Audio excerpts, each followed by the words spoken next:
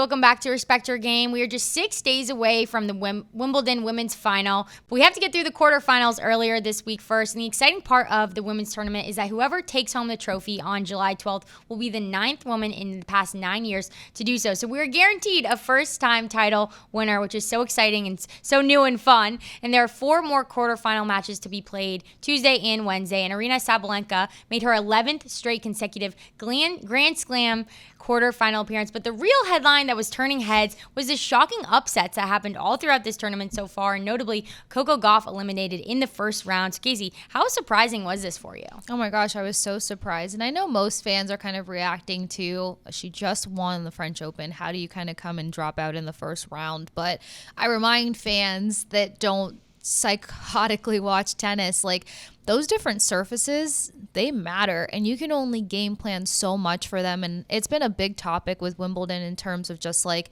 last year I believe that there was a lot of heavy rain that they had to try to navigate, whereas like rain is one facet of it, humidity in the air is another facet of it, but then like the heat, wilting grass changes exactly how you're going to gain traction, how the ball manipulation is going to take place. So I don't want to compare her previous success to the dropout in round 1. The shock was still very much there because you're talking about somebody that's making all of the grand climbs in her career at such a tremendously young age. But I did see the last time that she got knocked out of Wimbledon round 1, she went on to win the U.S. Open. So we still have stuff to look forward to from Coco Gauff. Totally. That could be a good sign. And it wasn't just her. It was Madison Keys who won the Australian Open. Yeah. She got eliminated. Coco Gauff, obviously. Jessica Pegula got eliminated right off the bat. So really a tough showing too for some of these top seeded players. And the last American to win Wimbledon was Serena Williams in 2016. So definitely a bummer. There were 19 American women who came into this tournament. So unfortunately we only have one left in that. But let's hear what Coco Gauff had to say after her loss and really reflecting on what that was. How much of this do you chalk up to, grass being not the greatest environment for you, and how much to just, it's been a hell of a few weeks since Paris? I think a little bit of both. I think, I don't know, I felt like mentally I was a little bit overwhelmed with everything that came afterwards, so I didn't feel like I had that enough time to do, I guess, celebrate and then also, like, get back into it.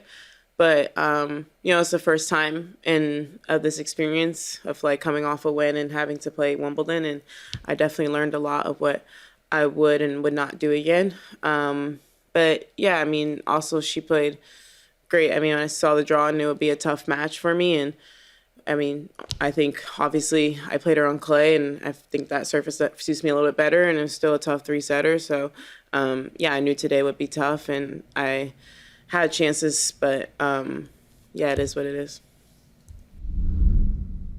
I love with how she gave her opponent flowers, right? Because that was a point of contention in other competitions that Coco Gauff has competed in, not on her, but on her opponents, right? And so it's cool to see her kind of like take that step and be like, hey, I'm going to reflect and give my opponent some credit there. But yeah, just to hear her talk about the other tournaments that she's played in and how that really had an effect on, her preparation for this. I was kind of shocked too that she brought it even back to that. Oh yeah. So it was really interesting to know like what her perspective was here on that and how the mental side of it almost overwhelmed her more than anything. Yeah, to be able to flip that switch. I honestly couldn't imagine where she had to try to find that hard pivot in her mentality, because you do want to celebrate. All of us were celebrating on her behalf because of what it means not only to her but to her career, and for her to be the first of in comparison to women that she idolized. Serena Williams is somebody that she has talked about on numerous occasions, how she tried to replicate aspects of her game, and like now she's kind of stepping into really big shoes, and again doing it very young. So I can't imagine what that mental switch is like. But back to what you said, crediting your opponent. Tennis is a very hard one. You don't really hear them give too much like genuine credit to their opponents, and it's because of the mental hurdle that's required in tennis. But for her to mention like, hey, we played on clay and it was still a tough match, so like I'm not surprised by this happening at Wimbledon, but it just shows you how small the margin of error is, and it could be the surface, or it could just be you not being mentally attuned either from the first set to the last set. Right, definitely. And even when, you went back to saying, hey, after this loss that she's probably potentially going to win the next couple of tournaments and in matches, just thinking back to what her schedule probably looked like, we don't know. We weren't there with her training. But, like, when you win, that comes with a lot of awesome new things that aren't usually in your training schedule for tournaments like Wimbledon. Ad shoots, marketing, media, fun events, right? Like, there's other things that you want to go to. And also, not only just physically be there and be present for those things,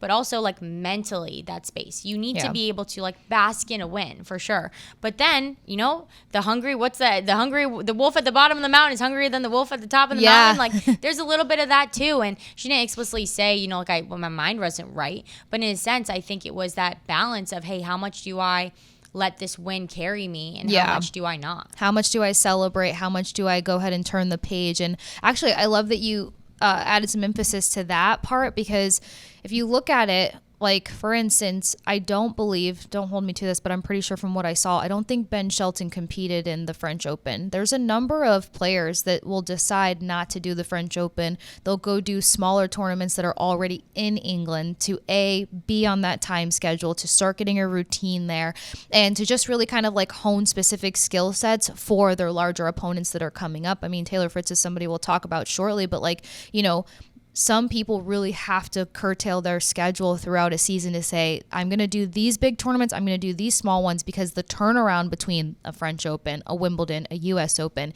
you have to have a really big team backing you and keeping you in such a structured routine so that you can mentally flip the page and show up as your ultimate best player. Definitely. I think people forget, like, they don't live here. Right. Like, there's a time zone change. Like, there's a lot of other factors that go into it. And even what we were talking about earlier with the surfaces. Yeah. Some players' game is curated more towards grass versus clay and vice versa, right? Yeah. And so that's a, you know, part that I know a lot of the players have talked about. But I do want to jump to other headlines that were made, because a former Wimbledon champion, Maria Sharapova, came out today slamming the Wall Street Journal for their headline on the article that said the world number one who hits so hard she practices against men. So Maria Sharapova was not happy about this, shared this on her Instagram story and said, "What is this headline? What is this article? You can do better, WSJ." And the journalist who wrote this, his name is Joshua Robertson, a European sports reporter. But obviously, there's definitely more people who have contributed on this article and all those things. But clearly, the one thing we know is that a tennis great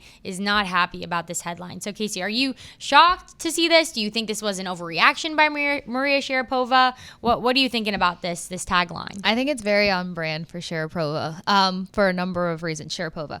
It's because she's a big advocate for women's space in numerous sports. She's come out and kind of done press conferences across the board, but more importantly, to be like, she hits so hard she can compete against the men. This is a narrative we've tried to kind of like steer away from for a while, and for it to pop up in a tennis respect, I can understand her frustration a little bit further, because you have so many male tennis players that literally tell media how tough it would be to compete against a Sharapova, a Madison Keys, a Coco Gauff. And when they do their pairings, like, you see how they do the social media announcements now. Like, I know it was a big deal that Jack Draper, I think he got to pair off, or he was in support of Emily Navarro, a good friend of his, pairing off with like a top talent. And it's because they know that, like, you're powerful in certain moments and you're precise in certain moments. And tennis is more of a mental game than anything else. A powerful serve is great, but if you have no control over that power, then you're just a wild card that can't get past the rounds. So to be annoyed about something like that, I can totally understand, because there's just so much more to tennis than, like, you got a powerful hit, you can match pace with the men. Like, not every guy is a powerful hitter, right? You know? Yeah. No, that's so fair. And here's the thing too, like, it's true. Yes, like, women train with men for a reason. Yeah. Right? It makes them better. You can look at what we talk about on Respect Your Game all the time. Women's college basketball. The top programs in women's college basketball, even down to programs that aren't good, they have men training with them, right? So, like, it's definitely a thing. But I think when you look at, like, the Wall Street Journal and how highly regarded it is, it's like, that's the best you could come up with. Like, if you're a journalist, like, where you been, dude? Like compare my numbers. Like, show what that power number is in comparison to other powerful numbers. Don't make it a point of emphasis of men versus women. Make it a point of emphasis of top power hitters versus top power hitters. Right. And, like, where have they been? Because this has been the discussion for all the time. Like, if you ask any female athlete who competes at the highest level, she's probably cross-trained or trained in some respect with guys. Yeah. Like, this is nothing new. So I think, if that could have been a heading of the article, awesome. I didn't even read the full article because I was like, well, we already know what you think it's about. You know what I mean? Like maybe it could have been something a little more like get the hook. I mean, now we're out here like telling Wall Street Journal what they should do. Kasey I know. and I should start our own consulting firm. Honestly. But basically, we're well on our way. We're on our way. But basically, like, hey, here's like 3 things you need to know that this number 1 player in the world does that, helps her game. I just think it's not intelligent. It's like a very uncreative tagline, headline. It's lazy. Really. Yeah. It's very lazy because honestly, if you just drab up a little bit more work and every approach to something in sports these days, I always look at it from a new fan perspective and a dialed in fan perspective and how to merge the two. So like sitting here saying like, she's so good, she can compete with guys. That's so antiquated. Like show me other numbers.